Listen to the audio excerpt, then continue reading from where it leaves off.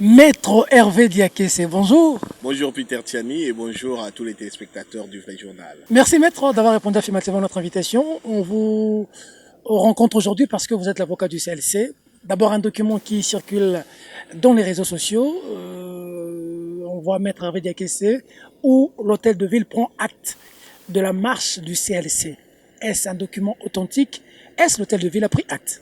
Je suis en mesure de vous confirmer que effectivement l'hôtel de ville a pris acte. Ce document est authentique, d'autant plus que mandaté par mes clients du CLC, j'ai signé personnellement la réception de la copie de cette lettre qui invite d'ailleurs les CLC demain jeudi à prendre part à une séance de travail afin de déterminer les modalités de la marche. Si vous lisez même la lettre du gouverneur, il salue la pertinence de l'objet de la marche du CLC. Maintenant une marche sur l'affaire 15 millions de dollars. Vous êtes avocat, l'un des meilleurs de ce pays. L'affaire est déjà en justice. Pourquoi voulez-vous fourrer votre nez dans une affaire qui est déjà en justice? Alors, il faut bien qu'on s'entende sur le concept justice et l'institution justice.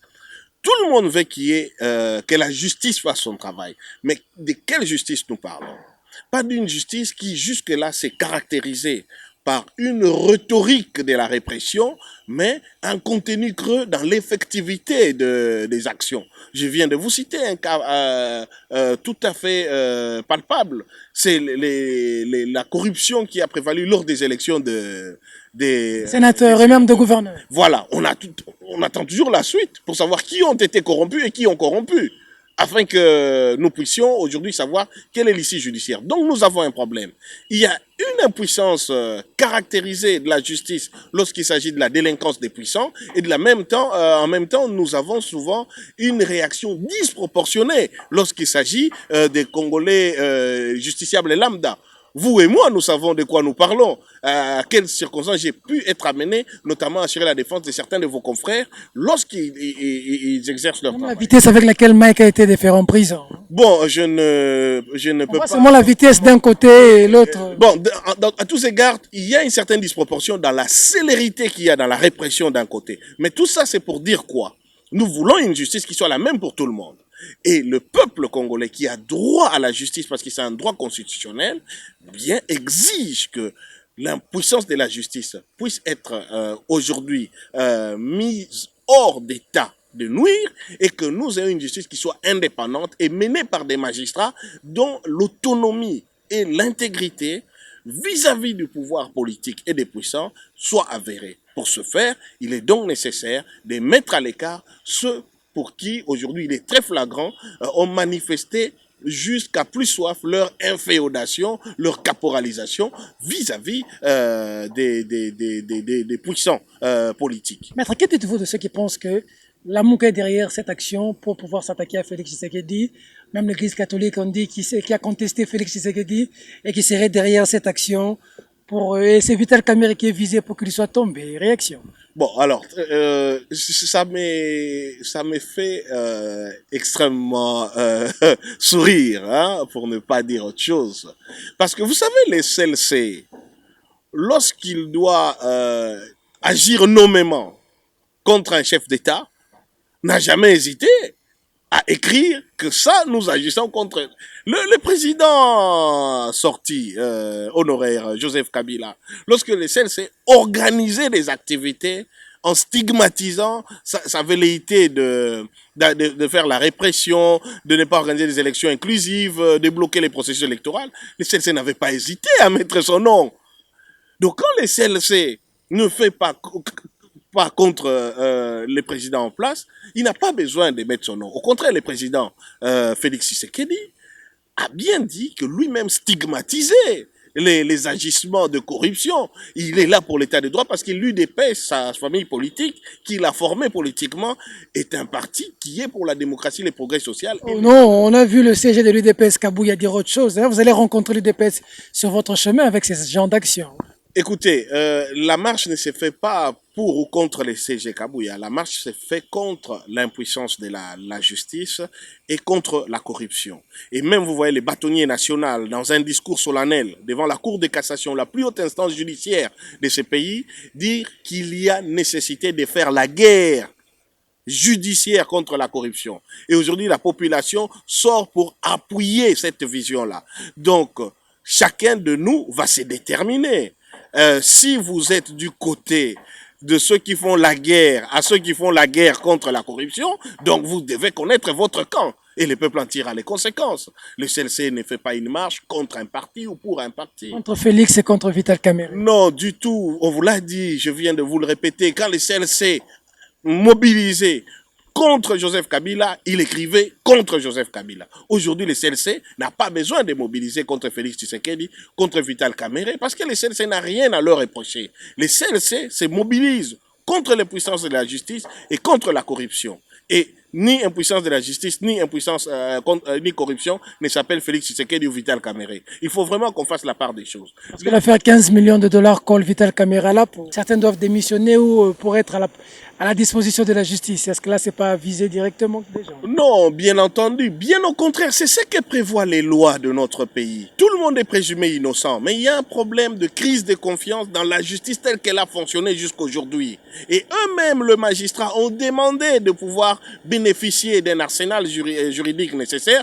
Bon, c'est dont je doute parce qu'ils ont déjà les textes qu'ils peuvent déjà appliquer, qu'ils mènent juste les investigations et qu'ils les mènent de manière à que nous puissions au moins enfin avoir la lumière, la célérité nécessaire dont ils ont toujours fait part, notamment dans des affaires qui concernent les journalistes ou ailleurs. Donc il faut vraiment ne pas ramener les CLC à un niveau où ils mènent des actions contre des individus, ça n'a aucun sens. On mène des actions dans l'intérêt du peuple congolais. Le président de la République, son directeur de cabinet ou tout autre citoyen congolais a intérêt à ce que nous soyons dans un état de droit.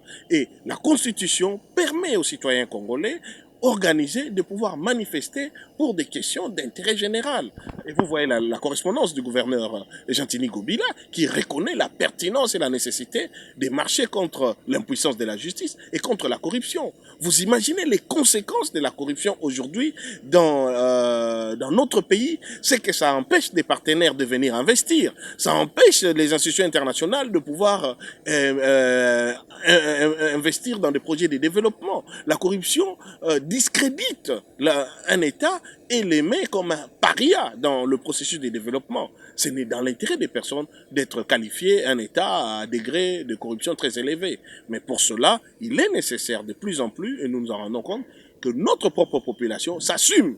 Ça procède de la participation citoyenne, d'exiger les temps nécessaires que nous voulons voir clair dans les scandales de corruption à répétition que nous avons vécus. Et nous voulons aujourd'hui une justice qui ne soit plus caporalisée, qui ne soit plus aux ordres. Parce que la magistrature est soit debout ou assise. Mais ici, nous assistons de plus en plus à une magistrature à genoux, voire couchée. Et nous voulons la relever afin qu'elle fasse son travail. Elle va marcher la marche avec une CLC amputée d'une de ses figures emblématiques, Léonie Kandolo. Madame Léonie Kandolo est vraiment une forte personnalité pour qui j'ai beaucoup de respect et d'admiration, au même titre que ses autres collègues du CLC.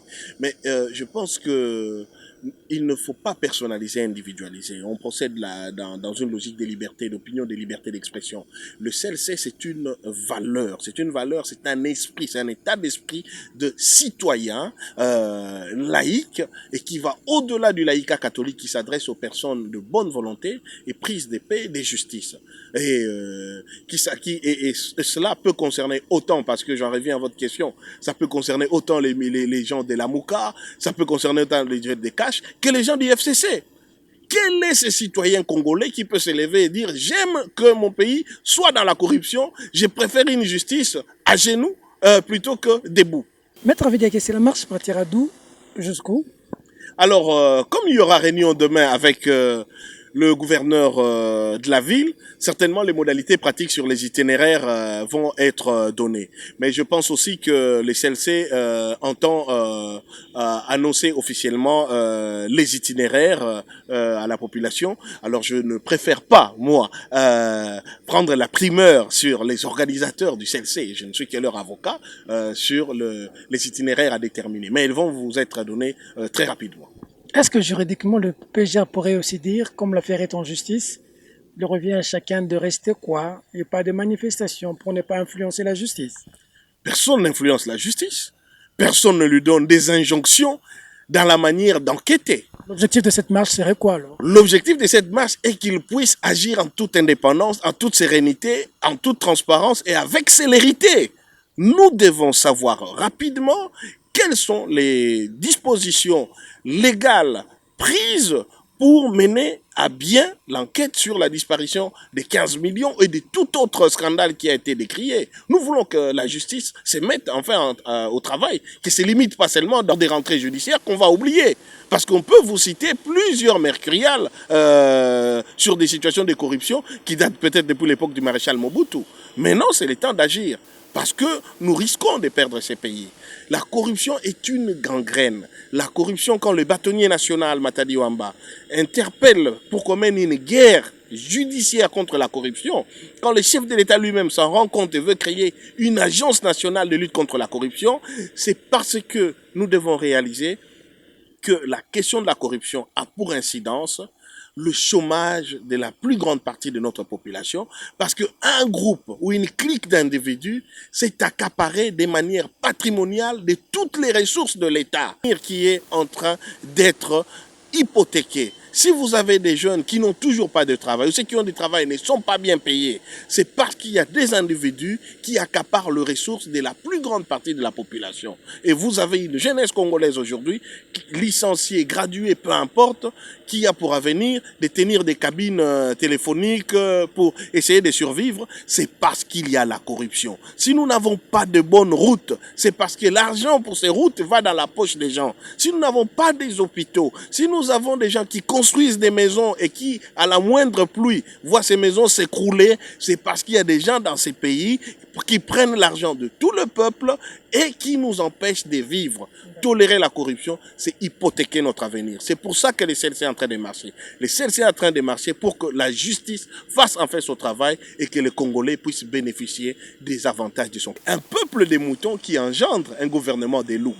Aujourd'hui, le peuple congolais n'entend plus être un peuple de moutons. Maître, vous serez dans la rue? Absolument, comme d'habitude, Peter Tiani. Je vous y donne rendez-vous. Maître Avedi Akesse, merci. Merci, Peter Tiani. Cette interview est maintenant terminée.